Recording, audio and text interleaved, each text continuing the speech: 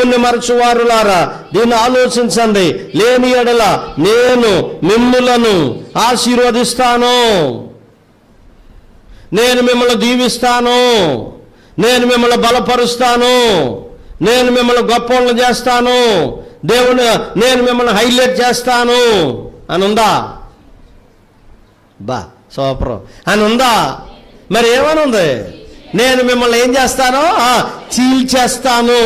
ఇంకో మాట కూడా ఉంది, తప్పించేవాడు ఎవడో? ఎమ్మెల్యే లేదు, ఎంపీ లేడు, ఏమండి హోమ్ మినిస్టర్ లేదు, హోమ్ గార్డ్ లేడు, డాక్టర్ లేడు, ప్రధానమంత్రి కాదు, ముఖ్యమంత్రి కాదు, ఎవడో తప్పించలేడు. నాకేంట్రా మంత్రి గారు ఉన్నారంటాడు ఒక్కొక్కడు. మంత్రి గారికే దిక్కు దిగానా లేదు, మంత్రి గారు కూడా తప్పించుకోలేరు. నాకేంట్రా ప్రధానమంత్రి ఉన్నాడు, ఆడికే దిక్కు దివాణా లేదు. అర్థమైందా మీకు?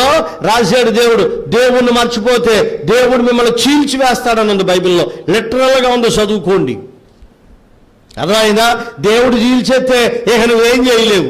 నీ కుటుంబం చీలిపోద్ది, మీ పిల్లల జీవితాలు చీలిపోతాయి, వ్యవసాయం చీలిపోద్ది, వ్యాపారం చీలిపోద్ది, టోటల్గా నీ బతుకు చీలిపోయి బస్ స్టాండ్లో పడతావన్నమాట. అంచేత ఎవరిని మర్చిపోకూడదు? నిన్ను ఐగుప్తు దేశంలో తీసుకొచ్చాడే, రాజులకు రాజు, ప్రభులకు ప్రభువు, రాజాది రాజు, చెప్పండి, చక్రవర్తిని చక్రవర్తి, రాజులకు రాజు, ప్రభులకు ప్రభు, సృష్టికర్త, పరిశుద్ధుడు, నీతిమంతుడు, యథార్థవంతుడు. ఏమండి? ఆ దేవుణ్ణి మనం ఏం చేయకూడదు? ఇప్పుడు కాదు, ఎప్పుడు మర్చిపోకూడదు. ఒకళ్ళని మర్చిపోతే దేవుడు నిన్ను చీల్చేస్తాడని ఉంది. తప్పించేవాడు ఎవడో ఉండడు, నిన్ను ఎవడో తప్పించలేడు. నేను అదే చెప్తా, దేవుడు బాగు చేశాడా? ఎవడు పాడు చేయలేడు. దేవుడు పాడు చేశాడా? ఎవడు బాగు చేయలేడు. దేవుడు నిలబెట్టాడా? ఎవడూ పడగొట్టలేడు. దేవుడు పడగొట్టాడా? ఎవడూ నిలబెట్టలేడు. యేసుప్రభు అంటే మీకేం అర్థం అవట్లా? దేవుడు అంటే మీకేం తెలియతలే? ఆ పాటర్ గారండి ప్రార్థన చేస్తే రోగాలు తగ్గుతున్నాయండి. రోగాలు తగ్గడానికి అది యేసుప్రభుని నమ్ముకోవడం. మన ఎవరో చెప్తున్నారు, ఆయన చెయ్య సలవా, ఆయన చెయ్యేటట, పాటర్ గారు చెయ్యి సలవంట. ఎక్కడేసాడు అమ్మ చెయ్యా? పాటర్ గారు చెయ్యి సలవా ఎక్కడేసాడు చెయ్యా అని అడిగాను నేను. అది ఒకటే అడక్కని అంటదేంటి మళ్ళీని? పాటర్ గారు చెయ్యి సలవా. ఏమండి, నా మ్యాక్సిమం చాలా మట్టుకు నెత్తి మీద చేతులు ప్రార్థన చేయించుకోకండి. ఒకవేళ మీరు ఏదైనా సభకి వెళ్తే, ఏదైనా మీటింగ్ వెళ్తే, ఎక్కడికన్నా వెళ్తే ఆ పాస్టర్ గారితో అంత దూరం నుండి ప్రార్థన చేయించుకోవాలి తప్ప నెత్తి మీద చెయ్యండి, నా భుజం మీద చెయ్యండి. పనికిమాల పనులు చేసావంటే భ్రష్టురాలు అయిపోతావు. ఆడు భ్రష్టుడు అయిపోతాడు, నిన్ను భ్రష్టురాలు చేస్తాడన్నమాట. పాస్టర్ గారు చెయ్యి సెలవండి, బైబిలేది, ఆ సభలో బైబిలేది, ఆ సంఘంలో వాక్యమేది, దేవుని మాట ఏది, దేవుని నియమమేది, దేవుని క్రమమేది. దేవుణ్ణి మర్చిపోతే, ప్రార్థన మర్చిపోతే, వాక్య ధ్యానం మర్చిపోతే ఆయన నిన్ను చీల్చివేస్తాడని ఉంది. తప్పించేవాడు ఎవడో కూడా ఉండడు. ఇదే 9వ కీర్తన 17వ వాక్యాన్ని చదువుదాం రండి. దేవుణ్ణి మర్చిపోతే మరో నష్టం రాశాడు బైబిల్లో. 9వ కీర్తన చదువు. 9వ కీర్తన 17వ వాక్యం ఏమన్నావు? దుష్టులను 9వ కీర్తన 17 9వ కీర్తన 17 9వ కీర్తన 17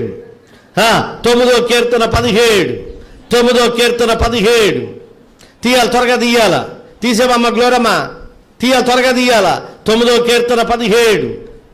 రోజు బైబిల్ చదివితే కీర్తన ఎక్కడుందో తెలుస్తుంది. తీసేవమ్మ సుజాత, 9వ కీర్తన 17 చదువు. ఆగమ్మా, సుజాత గారు చదువుతారు ఇవాళ. చదువు 9వ కీర్తన 17 తీసావా? చదువు, త్వరగా చదువు, నాకు వినపడాలి త్వరగాను. 9వ కీర్తన 17 చదువమ్మా. దుష్టులను దేవుణ్ణి మరచో జనులందరూ పాతాళానికి ఏమవుతారో. అయ్యలారా, బాబులారా, ఈ వాక్యం మాకు తెలుసు కాబట్టి ఇంటింటికి వచ్చి బతిమాలుకుంటున్నాం. అమ్మ ప్రార్థన మర్చిపోకండి అమ్మ, ఆదివారం మర్చిపోకండి అమ్మ, శనివారం మర్చిపోకండి అమ్మ, కోటాలు మర్చిపోకండి అమ్మ, రెండమ్మ, రెండు బాబా, రెండు తల్లి, రెండమ్మ అంటుంటే మీరు దేవుని మర్చిపోతున్నారు. చివరికి ఇక్కడ రాశాడు చూడు, దుష్టులను చెప్పాలి, ఆన్సర్ చెప్పాలి. దుష్టులను మాట్లాడండి. దుష్టులను దేవుణ్ణి మరచిన జనులందరూ ఏసీ రూమ్లో ఉంటారని ఉందా? చెప్పమ్మా సుజాత, ఏసీ రూమ్లో ఉంటాడని ఉందా? ఈ ఎండకే తట్టుకోలేకపోతున్నావు, రేపు పొద్దున్న నరకంలో పడితే ఉంటుంది నీ కథ. ఎండ గుబ్బులు ఎండ గుబ్బులు, ఎండకు తట్టుకోలేకపోతున్నాం. ఈ ఎండకే తట్టుకోలేకపోతే నరకంలో పడితే ఇంక పరిస్థితి ఎలా ఉంటుందో ఆలోచించు. ఎండకు తట్టుకోలేకపోతున్నాం, ఏమండి ఎండలో ఉండలేకపోతున్నాం, ఎండలో నల్లపోతున్నాం. ఒక గంట ఉంటుంది ఎండ, అలా 12 నుంచి ఎండ తగ్గిపోతా ఉంటుంది. నరకం తగ్గదు, నరకంలో వేడి తగ్గదు, నరకంలో అగ్ని తగ్గదు, నరకంలో హీట్ తగ్గదు. అందులో పడ్డావే నీ బతుకు అందులో కావాల్సిందే, జీవితాంతం అందులో ఉండాల్సిందే. మనుషులకి ఏం అర్థం అవట్లేదండి. ప్రార్థన రావడం వెళ్ళిపోవడం అనుకుంటున్నారు. అర్థమైందా? నరకం ముందు జాగ్రత్త, పాతాళ ముందు జాగ్రత్త, అగ్నిగుండం ముందు జాగ్రత్త. అందులో కానీ పడ్డావా నేనెవడూ తప్పించలేడు. నేనెవడు పొరపాటున నేను కానీ నువ్వు కానీ ఈవెన్ నువ్వు నరకంలో పడిపోతే యేసుప్రభువు కూడా తప్పించడు. పై ముందు ఇవాళ మనుషుడికి నా మాట విను, మరణం నిజం, పాతాళం నిజం, పరలోకం నిజం. మరణం నిజం, పాతాళం నిజం, పరలోకం నిజం. ఈ మూడిట్లో మీరు ఏమంటే మరణించిన తర్వాత మీరు ఎక్కడికి వెళ్తారు? మాకు లెక్కల మాస్టర్ ఉండేవాడు, ఇంటర్మీడియట్లో మ్యాథ్స్ టీచర్ అన్నమాట, లెక్చరర్ ఆయన. ఆయన అనేవాడు, రే మీలో చాలా మంది పొరపాటును కూడా పాస్ అవర్రా అనేవాడు. ఆయన లెక్కలు చెప్పి వెళ్ళిపోవచ్చు కదా. ఏమంటారు, రే మీలో చాలా మంది పొరపాటున అనే మాట వచ్చేది కాదు, మీలో చాలా మంది పొరపాటును కూడా పాస్ అవర్రా అనేవాడు. బాధ వచ్చి నన్ను ఒకసారి ఒక క్వశ్చన్ అడిగాడు, పిలిచిన ఫామ్లో అడిగాడు అనమాట. ఏమయ్యా ఓయ్ బాయ్ నువ్వు చెప్పరా, ఆ ఫామ్లో చెప్పరా అంటే నేను చెప్పేశాను ఫామ్లో. వెరీ గుడ్, వెరీ గుడ్ అన్నాడు అన్నమాట. రత్తుకు మనిషికి అర్థమైందా? మీలో చాలా మంది పరలోకం కోల్పోతున్నారేమో, మీలో చాలా మంది నరకానికి పోతారేమో, మీలో చాలా మంది అగ్నిగుండానికి పోతారేమో. ఆలోచించుకుని పాపం జోలికి వెళ్ళకండి, వ్యభిచారం జోలికి వెళ్ళకండి, అపవిత్రత జోలికి వెళ్ళకండి, వేరే పురుషుడి జోలికి వెళ్ళకండి, వేరే స్త్రీ జోలికి వెళ్ళకండి. ఒకవేళ అలవాటు ఉంటే మానుకోవడానికి ప్రయత్నం చేయి. సెల్యూట్ అనండి. దుష్టులను, రెండవది దేవుని మరిచిన జనులు. ఇక్కడ ఉందా లేదు మళ్ళీ చదువా? దుష్టులను చెప్పండి. దేవుని మరచు జనులందరూ పాతాళమునకు. పాతాళంలో ఏముంటుందో తెలుసా? లోకాసు వార్త 19వ అధ్యాయం, లోకాసు వార్త 19వ అధ్యాయం, లోకాసు వార్త 16వ అధ్యాయం చేద్దాం రండి. పాతాళంలో ఏముంటుందో బైబిల్ రాశాడండి. బైబిల్లో రాసిన మాటలు చదువుదాం, బైబిల్లో ఉన్నాయి. చదువుమా. అప్పుడు అతడు వచనం చెప్పండి. 16:23 లోకాసు వార్త 16:23. అప్పుడు అతడు అప్పుడు అతడు అంటే అతడెవరు? అతడెవరు? అప్పుడు అతడు అంటే అతడెవరు? ధనవంతుడు మాట వినాలి. ధనవంతుడు పేద లాజరు, అంతేనా? ధనవంతుడు లాజరు ఇద్దరు ఒకేసారి చచ్చిపోయారా, వేరే వేరే చచ్చిపోయారా? ఏమండే ఇద్దరు ఒకేసారి చచ్చిపోయారు. ధనవంతుడిని తీసుకెళ్ళడానికి ఎవరు వచ్చారు? లాజర్ని తీసుకెళ్ళడానికి ఎవరు వచ్చారు? ఒకటోసారి, రెండోసారి, మూడోసారి చెప్పాలా? లాజర్ని తీసుకెళ్ళడానికి ఎవరు వచ్చారు?